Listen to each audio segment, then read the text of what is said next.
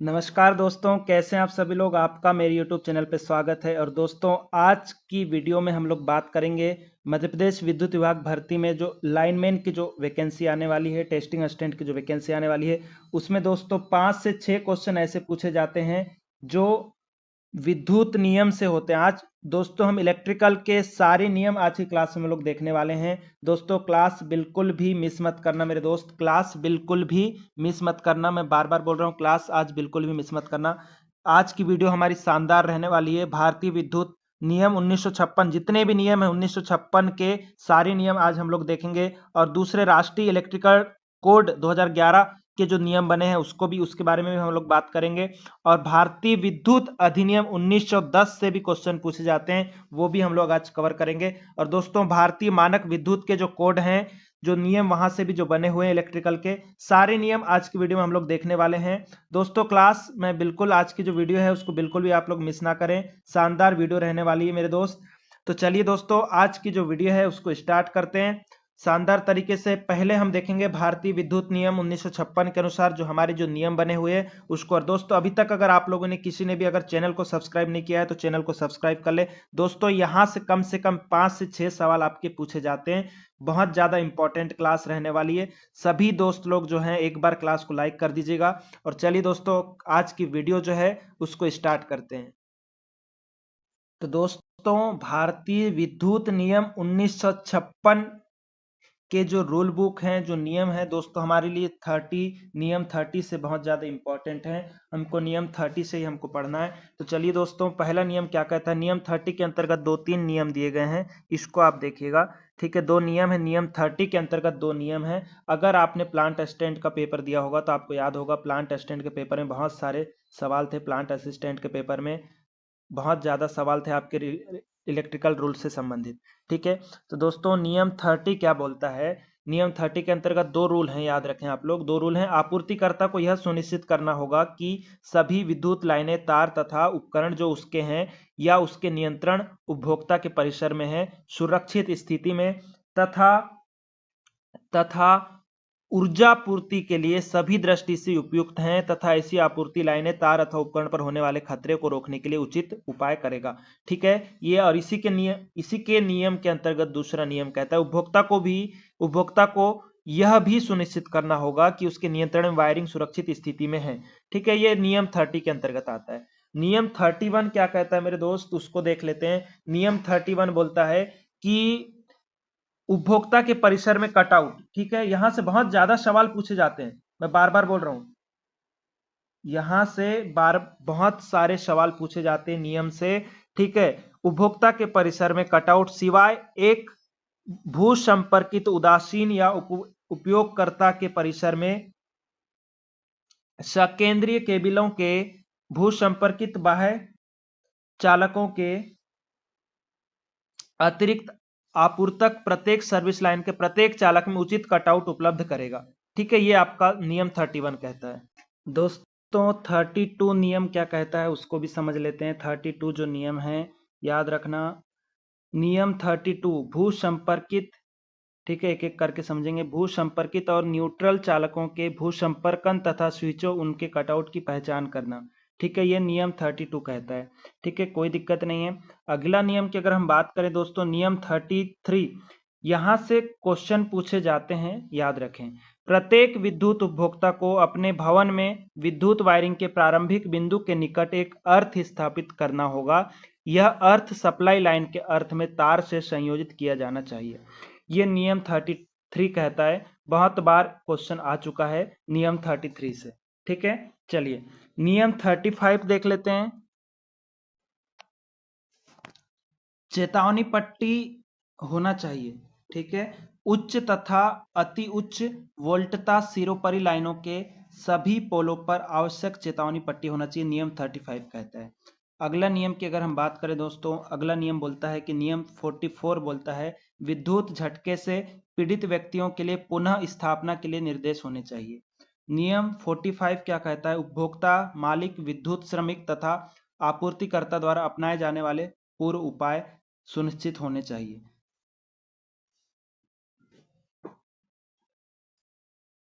अगर मैं नियम 46 की बात करूं दोस्तों, तो उपभोक्ता के संस्थापना का आवधिक निरीक्षण व परीक्षण होना चाहिए। उपभोक्ताओं के संस्थापना का, दोस्तों जो उपभोक्ता हैं, जो जो भी वो कार्य कर रहे हैं, उपभोक्ता के घरों में जो भी कार्य हुआ है या कहीं पे भी कार्य हुआ है, उपभोक्ता कोई कार्य कर रहा है, उसका निरीक्षण होना चाहिए। ये आपका नियम 46 कहता है। अगर हम नियम 49 की बात करें तो बहुत ही ज़्यादा इम्पोर्टेंट है, बहुत ज़्यादा इम्पोर्टेंट है, बहुत ही ज़्यादा इम्पोर्टेंट है। मैं बार बार बोल रहा हूँ, बहुत ज़्यादा इम्पोर्टेंट नियम है। उपभोक्ता के परिसर में धारा का क्षरण, ठीक है, यदि क्षरण अधिकतम धारा 1/1 5000 तक होता है तो निरीक्षक द्वारा उपभोक्ताओं को लिखित नोटिस देने के बाद 48 घंटे के पश्चात आपूर्तिकर्ता को विच्छेदित कर सकता है तथा तब तक आपूर्ति नहीं देगा जब तक कि निरीक्षक संतुष्ट ना हो जाए कि क्षरण के कारण को हटा लिया गया है। ठीक है, ये संचरण धारा जो होती है, क्षरण धारा, उसके बारे में ये नियम आपका 49 कहता है। अगर हम अगले नियम की बात करें दोस्तों, अगला नियम है 50, उपभोक्ताओं को आपूर्ति। प्रदायकर्ता किसी भी उपभोक्ता को उस समय तक विद्युत आपूर्ति प्रदान नहीं करेगा जब तक कि आपूर्ति के आरंभ बिंदु पर धारा का चालन करने के लिए आवश्यक क्षमता का लिंक कुंजी सर्किट ब्रेकर ना स्थित हो। दूसरा है, प्रत्येक अलग परिपथ एक कटआउट या परिपथ विच्छेदक द्वारा अधिक ऊर्जा के सापेक्ष रक्षित हो। तीसरा नियम है, प्रत्येक मोटर या अन्य उपकरण तक ऊर्जा की आपूर्ति सुगम स्थिति में आवश्यक क्षमता के उचित संबंध कुंजी या परिपथ विच्छेदी द्वारा नियंत्रित ना हो। ठीक है, 3 नियम है नियम 50 के तहत। नियम 51 क्या कहता है, माध्यमिक उच्च या अति उच्च वोल्टता स्थापना हेतु प्रभावी प्रावधान सभी प्रकार के धात्विक कार्यों जो कि वायरिंग से संबंधित उन्हें अर्थ से संयोजित किया जाना चाहिए। मोस्ट इंपॉर्टेंट है, अर्थिंग किया जाना चाहिए, अर्थिंग अनिवार्य रूप से किया जाना चाहिए, 51 कहता है आपका। ठीक है, 51 नियम। अगला नियम की अगर हम बात करूं दोस्तों, नियम 54 क्या कहता है, तो उपभोक्ताओं को आपूर्ति की घोषित वोल्टता क्या होनी चाहिए। ठीक है, निम्न व मध्यम वोल्टेज में परिवर्तन की दर जो है ±5% होनी चाहिए, इससे अधिक नहीं होनी चाहिए। और अगर उच्च या अति उच्च वोल्टेज की बात करें तो 12.5% से अधिक नहीं होना चाहिए। ठीक है, अब दोस्तों अगर हम फ्रीक्वेंसी की बात करें, फ्रीक्वेंसी के बारे में भी कहा गया है। ठीक है, आप इसको देख लीजिएगा। नियम 55 कहता है, उपभोक्ताओं को आपूर्ति की घोषित आवृत्ति सप्लाई आवृत्ति में ±3% से अधिक परिवर्तन नहीं होना चाहिए। मतलब जो हमारी फ्रीक्वेंसी है दोस्तों, फ्रीक्वेंसी जो है, ठीक है, इसमें ±3% से अधिक जो है परिवर्तन नहीं होना चाहिए सप्लाई फ्रीक्वेंसी में।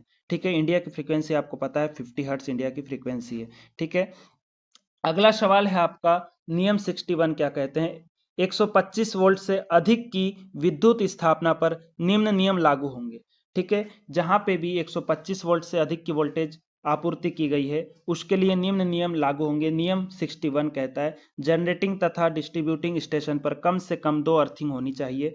ठीक है, सभी मोटर, जनरेटर, ट्रांसफार्मर आदि को कम से कम 2 स्थानों से अर्थ किया जाना चाहिए। प्रत्येक वायरिंग में अर्थिंग हेतु प्रयुक्त चालक तार का प्रतिरोध 1 ओम से अधिक नहीं होना चाहिए। सभी धात्विक केसिंग, केपिंग, जंक्शन बॉक्स आदि निश्चित रूप से अर्थिंग से जुड़े होना चाहिए। ठीक है, अगला नियम आगे देख लेते हैं, इसी के अंतर्गत 61 के अंतर्गत है ये, यदि किसी समय दिष्ट धारा अधिकतम आपूर्ति धारा की 1/1000 विभाग में बहती है तो प्रणाली में विद्युत रोधन सुधारने के कदम उठाने चाहिए। जहां पर 5 किलोवाट या अधिक है वहां अर्थ लीकेज रोकने हेतु ईएलसीबी का प्रयोग करना चाहिए।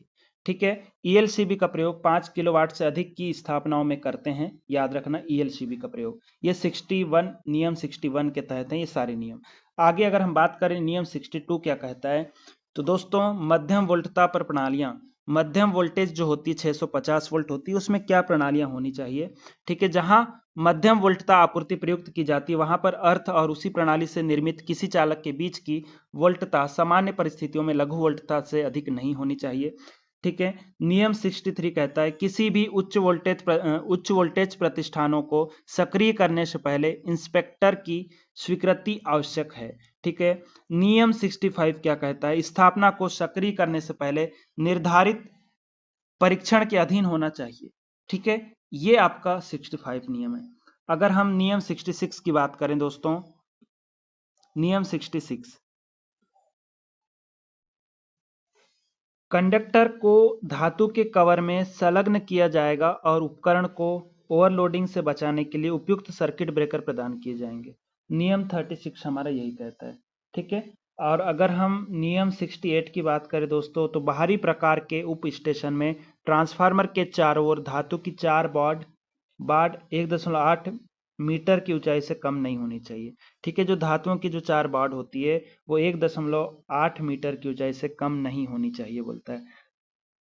अगर हम नियम 77 की बात करें दोस्तों, सबसे नीचे वाले चालक तथा भू के बीच अंतराल होना चाहिए।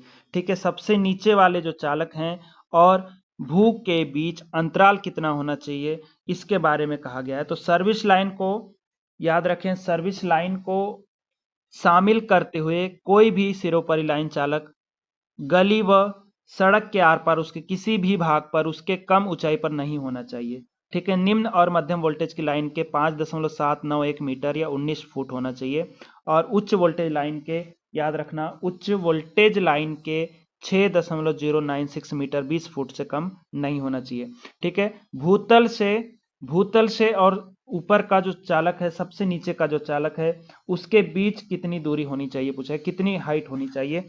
तो निम्न और मध्यम वोल्टेज के लिए 5.791 मीटर और उच्च वोल्टता लाइनों के लिए 6.096 मीटर होनी चाहिए। इसको आपको याद रखना है। आगे अगर हम बात करें तो सर्विस लाइनों को सम्मिलित करते हुए, ठीक है, सर्विस लाइन को सम्मिलित करते हुए कोई भी सिरोपरि लाइन चालक गली व सड़क के साथ साथ उसके किसी भी भाग पर इससे कम कम ऊंचाई पर नहीं होनी चाहिए। ठीक है, निम्न वोल्टेज और उच्च वोल्टेज के लिए दिया हुआ है। निम्न और मध्यम वोल्टेज लाइनों के लिए 5.416 मीटर 18 फुट से कम नहीं होनी चाहिए, और उच्च वोल्टेज लाइनों के लिए 5.791 मीटर से कम नहीं होनी चाहिए। ठीक है, आगे अगर हम बात करें दोस्तों, तो आगे है निम्न वोल्टेज, मध्यम वोल्टेज और सर्विस लाइन का भवनों से अंतराल कितना होना चाहिए दिया हुआ है। ठीक है, भवन से उसका अंतराल कितना होना चाहिए ये इसमें दिया हुआ है, इसको भी देख लेते हैं। निम्न वोल्टेज किसी भी समतल या छत बरामद छत की छत के लिए, बरामदा छत के लिए दिया हुआ है। ठीक है, कोई भी छत हो या बरामदा हो या छत के लिए दिया हुआ है, जब लाइन भवन के ऊपर से गुजरती हो तो उसके सर्वोच्च बिंदु से उसका ऊर्ध्वाधर अंतराल 2.439 फुट होना चाहिए, और जब लाइन भवन के पास से गुजरती है तो उसके निकट बिंदु से उसकी क्षैतिज दूरी 1.2194 फुट से होनी चाहिए। ठीक है, किसी भी ढालू छत के लिए भी दिया हुआ है, जब लाइन भवन के ऊपर से गुजरती हो तो उसके सर्वोच्च बिंदु से उसका ऊर्ध्वाधर तल अंतराल 2.739 फुट होना चाहिए। ठीक है, जब लाइन भवन के पास से जब लाइन भवन के पास से गुजरती हो तो उसके निकट बिंदु से उसकी क्षैतिज दूरी 1.219 होनी चाहिए। ठीक है, और आगे अगर हम बात करें नियम 80 क्या कहता है दोस्तों, तो नियम 80 बोलता है उच्च व अति उच्च वोल्टता लाइनों का भवन से अंतराल क्या होना चाहिए। तो जहां उच्च या अति उच्च वोल्टता सिरोपरि लाइनें किसी भवन के ऊपर से गुजरती है तो उसके भवन के उच्चतम हिस्से से ऊर्ध्वाधर अंतराल निम्नलिखित से कम नहीं होना चाहिए। ठीक है, ये सारी चीजें आपको याद करना पड़ेगा दोस्त, याद करना पड़ेगा ये सारी चीजें। 33 केवी तक और उसके सम्मिलित करते हुए उच्च वोल्टता लाइनों के लिए यह अंतराल 3.658 मीटर होना चाहिए। अति उच्च वोल्टता लाइनों के लिए 33 केवी तक 12 फुट, जबकि प्रत्येक उच्च 33 केवी वोल्टता पर यह अंतराल 1 फुट से अतिरिक्त होना चाहिए। ठीक है, ये दोनों पॉइंट इसमें दिए हुए हैं नियम 80 के तहत। और इसमें अगला पार्ट है उच्च व अति उच्च उच्च व अति उच्च वोल्टता लाइनों के निकटतम चालक व भवन के किसी भाग के बीच क्षैतिज अंतराल निम्नलिखित में से कम नहीं होना चाहिए। ठीक है, 11 केवी तक और उसके सम्मिलित करते हुए उच्च वोल्टता लाइनों के लिए यह अंतराल जो है 1.219 मीटर या 4 फुट होना चाहिए। 11 केवी से ऊपर तथा 33 केवी तक उसके सम्मिलित करते हुए उच्च वोल्टता लाइनों के लिए अंतराल 1.82 मीटर या 6 फुट होना चाहिए। ये इसके लिए भी दिया हुआ है, ये उतना ज्यादा नहीं पूछा जाता है। नियम 91 क्या कहता है, ओवरहेड लाइन का प्रत्येक धात्विक पोल संयुक्त पोल को आवश्यक रूप से अर्थ किया जाना चाहिए। यदि स्टे तार में भूतल से 3.05 मीटर ऊंचाई पर इंसुलेटर ना लगाया गया हो तो स्टे तार को भी अर्थ किया जाना चाहिए। ठीक है, ये तो आपके हो गए नियम दोस्तों। अब अगर हम राष्ट्रीय इलेक्ट्रिकल कोड की बात करें 2011, राष्ट्रीय इलेक्ट्रिकल कोड 2011 की अगर मैं बात करूं दोस्तों, तो इसमें याद रखना कुछ चीजें इंपॉर्टेंट इसमें भी अनुभाग 1, अनुभाग 2, अनुभाग 3 इसके अंतर्गत आता है। ठीक है, 2011 इलेक्ट्रिकल कोड के अनुसार ठीक है, कितने अनुभाग हैं आप देखेंगे। प्रभाग 1 NEC नेशनल इलेक्ट्रिकल कोड की संभावना का वर्णन करता है। ठीक है, अनुभाग 1 जो है NEC नेशनल इलेक्ट्रिकल कोड 2011 के संभावना का वर्णन करता है। अनुभाग 2 बोलता है सामग्रियों की परिभाषा संदर्भ सहित बताता है। ठीक है, चित्र के लिए ग्राफिक चिन्हों का समावेश करता है, अक्षर के चिन्ह और संकेतों का समावेश करता है। ये यहाँ से उतने ज्यादा इंपॉर्टेंट नहीं है मेरे दोस्त, फिर भी आप देख लीजिएगा। इसकी पीडीएफ आपको मिल जाएगी, इसकी पीडीएफ आपको मिल जाएगी 9575447193 पे इसकी आपको पीडीएफ आपको मिल जाएगी। ठीक है, इसकी पीडीएफ के लिए आप इस नंबर पे व्हाट्सएप में मैसेज कर दीजिएगा, इसकी पीडीएफ आपको मिल जाएगी। इलेक्ट्रिकल के रूल के लिए अगर आप बोलते हैं, इलेक्ट्रिकल्स के रूल्स की अगर आप बात करेंगे तो यहाँ पे आपको पीडीएफ आपको मिल जाएगी। इलेक्ट्रिकल रूल्स की पीडीएफ चाहिए करके आप बोल दीजिएगा, कोई दिक्कत नहीं। ये कुछ नियम है, उतने ज्यादा ये इंपॉर्टेंट नहीं रखते हैं। ठीक है, उतने ज्यादा ये इंपॉर्टेंट नहीं रखते हैं। आगे हम बात करते हैं भारतीय मानक विद्युत कोड के बारे में। ठीक है, भारतीय मानक विद्युत कोड के बारे में अगर हम बात करें तो इसमें से 2-3 सवाल यहाँ आपके पूछे जाते हैं। ठीक है, पहला IS स्टैंडर्ड के अनुसार IS 900 का मतलब क्या होता है, installation and maintenance of induction motor. ठीक है, IS 900 बोला जाए या 900 के अंतर्गत जो है installation and maintenance of induction motor, induction motor का स्थापना और उसका मेंटेनेंस। ठीक है, और IS 1271 के अंतर्गत अगर पूछा जाए तो classification of installing insulating materials for electrical machineries. ठीक है, ये आपका IS 1271 के अंतर्गत आएगा। अगर हम IS 1646 की अगर हम बात करें दोस्तों तो इसमें जो है fire safety and buildings general electrical installation आता है। ठीक है, ये 2-3 चीजें इसकी इंपॉर्टेंट है, ये याद रखें, ये बहुत ज़्यादा हमारे लिए ज़रूरी हो जाती है। और आगे हम बात करें दोस्तों तो IP रेटिंग चार्ट के अनुसार देखेंगे, first digit solid degree of protection against solid objects. ठीक है, ये यहाँ से कुछ क्वेश्चन पूछे जाते हैं, इसको आपको याद रखना है। ठीक है, सेकेंड डिजिट लिक्विड के बारे में है, ये यहाँ से कुछ क्वेश्चन पूछ सिंबल्स दे देगा और आपको पूछ लेगा। ठीक है, नो प्रोटेक्शन, अगर जिसमें प्रोटेक्शन नहीं है तो ये वाला आ जाएगा। सेकंड अगर हम बात करें protected against solid object greater than 50 mm such as hand. ठीक है, 125 mm सच ए फिंगर, ये आप कुछ चीजें इसमें पूछी जाती है। Protected against a solid object greater than 2.5 mm such a wire. ठीक है, यहाँ से भी कुछ चीजें पूछी जाती है, इसको आपको जो है पीडीएफ में सारी चीजें आपको मिल जाएगी, कोई दिक्कत नहीं है।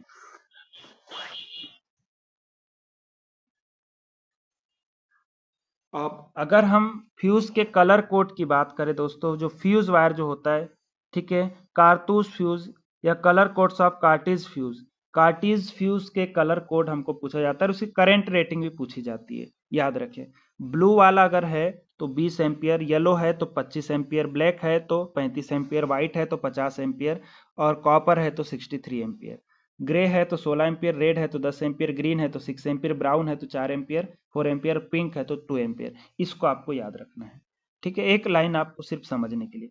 अगर हम एमसीबी की श्रेणी की बात करें दोस्तों तो एमसीबी की जो श्रेणियां हैं, ठीक है, एमसीबी की जो श्रेणियां हैं, श्रेणी बी, ठीक है, घरेलू वायरिंग में उपयोग होगी। श्रेणी बी जो है घरेलू वायरिंग में उपयोग होती है। श्रेणी सी की अगर मैं बात करूं तो औद्योगिक व व्यावसायिक कार्यों में ये उपयोग होती है, याद रखना है आपको। और अगर मैं श्रेणी डी की बात करूं, ये एमसीबी के श्रेणियां हैं। ठीक है, एमसीबी की श्रेणियां हैं, एक्सरे मशीन व वाइंडिंग मोटर में उपयोग होती है, श्रेणी डी। अगर हम एल श्रेणी की बात करें दोस्तों तो एल श्रेणी जो है प्रतिरोधी परिपथ जैसे इस्त्री, हीटर, गीजर में आपकी उपयोग होगी, याद रखना है। और अगर हम वहीं श्रेणी जी की बात करें तो इंडक्टिव परिपथों में उपयोग होती है, श्रेणी जेड इलेक्ट्रॉनिक परिपथों में, श्रेणी के मोटर ट्रांसफार्मर सहायक परिपथों में, और श्रेणी डीसी जो है डीसी परिपथ और मोटर में उपयोग होती है। ये कुछ बेसिक से नियम है, ये आपको याद रखने हैं। तो चलिए दोस्तों, आज की क्लास में बस इतना ही, बाकी नेक्स्ट क्लास में हम देखेंगे।